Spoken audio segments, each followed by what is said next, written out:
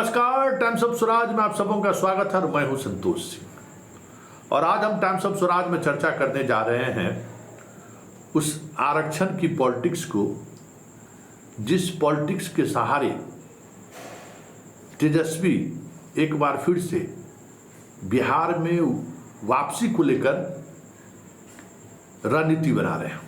जी हां, आज उन्होंने प्रेस कॉन्फ्रेंस में जो बातें कही, जिस अंदाज में कही, जिस तरीके से सुप्रीम कोर्ट जाने की बात उन्होंने कही, सब कुछ ऐसा ही दिख रहा था जैसे बिहार की राजनीति को वो फिर 95 के दशक में ले जाना चाहते हैं। देखिए, वो दौर था जिस दौर में मंडल कमीशन लागू हुआ। वीपी सिंह देश के प्रधानमंत्री थे, उन्होंने मंडल कमीशन लागू किया और उस मंडल कमीशन को लेकर जो चीज़ें हुई, देश आज भी गवाह है। और उसी मंडल के साथ इस देश में कमंडल की राजनीति भी शुरू होगी। आज कमंडल की राजनीति शिखर पर है। मंडल की राजनीति धीरे धीरे क्षरण करते करते कई तरह के नैरेटिव में बढ़ चुके हैं और उस बटे हुए नैरेटिव को फिर से तेजस्वी बटोरने की कोशिश कर रहे हैं। हमें लगता है कि तेजस्वी उन चीज़ों से सीख लेने को तैयार नहीं है जिन बातों को लेकर अखिलेश सीखने की कोशिश कर रहे हैं। देखिए, 2024 के लोकसभा चुनाव में अखिलेश ने जो सफलता हासिल की है, उस सफलता के पीछे बहुत सारे कारण हैं। उसमें एक महत्वपूर्ण कारण सिर्फ यही नहीं है कि उन्होंने सामाजिक समीकरण को साधा। मोदी के खिलाफ माहौल भी था, मोदी की नीति को लेकर असंतोष भी था, जिस बात को बीजेपी अब स्वीकार कर रही है। फिर 2024 के सहारे 2029 साधने की जो शाह की रणनीति था, उस रणनीति भी एक हार की बड़ी वजह यूपी में रहा। अगर वो स्थिति नहीं रहती तो फिर बिहार का रिजल्ट भी कुछ वैसा ही होता, क्योंकि यहाँ जो राजनीति चल रही थी, उस राजनीति में तेजस्वी जो राजनीति कर रहे थे, कि तेजस्वी 2024 की राजनीति नहीं कर रहे थे, 2025 की राजनीति कर रहे थे और अखिलेश 2024 की राजनीति कर रहे थे। वो विधानसभा की राजनीति नहीं कर रहे थे। तेजस्वी विधानसभा की राजनीति कर रहे थे, लोकसभा की राजनीति नहीं कर रहे थे और इस वजह से उन्हें हार खानी पड़ी।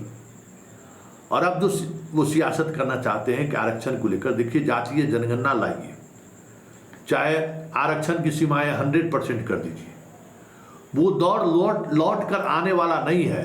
ये बात न लालू समझने को तैयार है, न तेजस्वी समझने को तैयार है।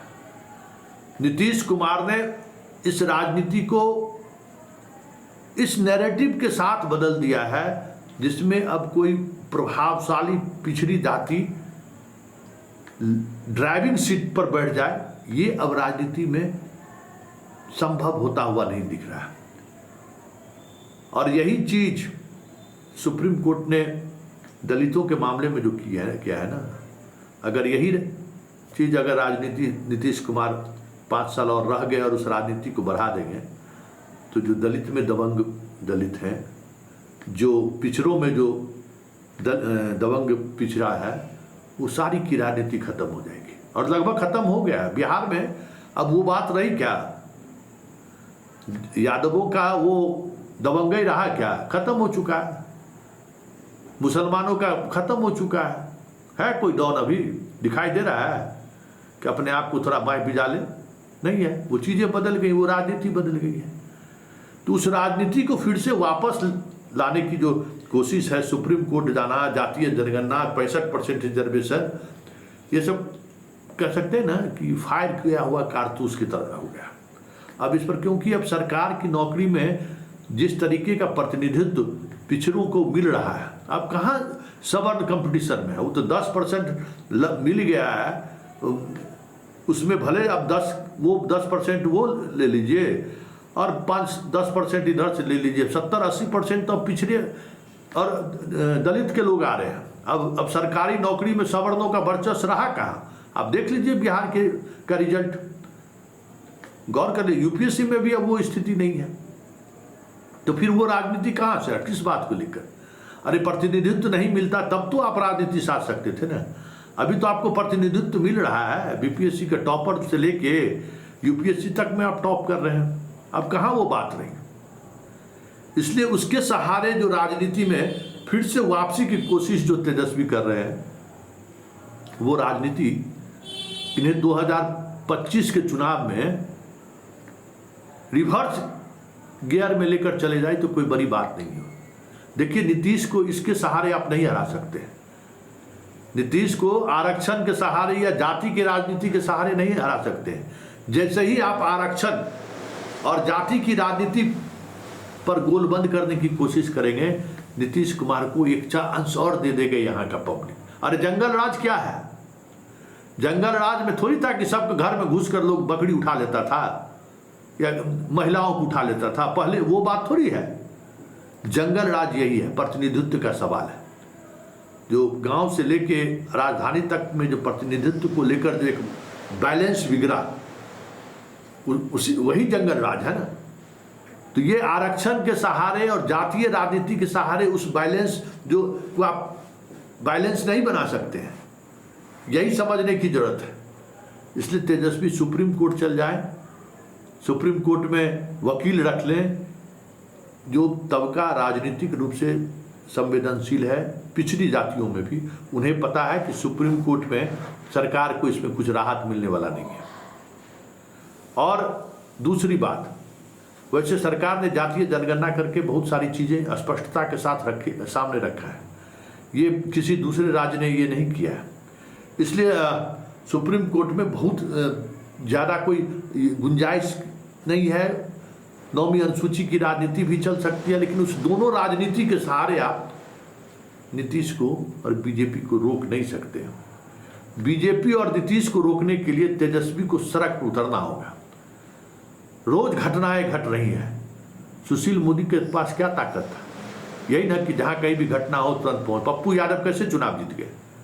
क्या किया पप्पू यादव ने? यही ना, जहां कहीं भी घटनाएं हो रही थी घंटों के अंदर वहां पहुंच गए, लोगों के बीच गए, लोगों से संवाद किया, सरकार की आलोचना की, धरना प्रदर्शन किया। पप्पू यादव पूर्णिया से सांसद बन गए। तो जब तक आप सड़क पर आकर संघर्ष नहीं करेंगे तेजस्वी बाबू, बिहार में वापसी की जो गुंजाइश आप खोज रहे हैं ना इन तरीके की चीजों के सहारे, वो संभव नहीं है। अनुसूची में 9 में स्पेसिफिकली जो है बिहार के शेड्यूल 9 में आप डालिएगा कि नहीं डालिएगा? तो भारत सरकार ने जवाब दिया है, no sir, the matter falls under the preview of the state government as per provision of the constitution. अब आप बताओ, ये सरासर भारत सरकार झूठ बोल रही है। अनुसूची 9 में यानी शेड्यूल 9 में डालने का अधिकार केवल भारत सरकार को ही है, राज्य सरकार को नहीं है। ये पूरी तरीके से झूठ बोला जा रहा है, संसद में झूठ बोला जा रहा है।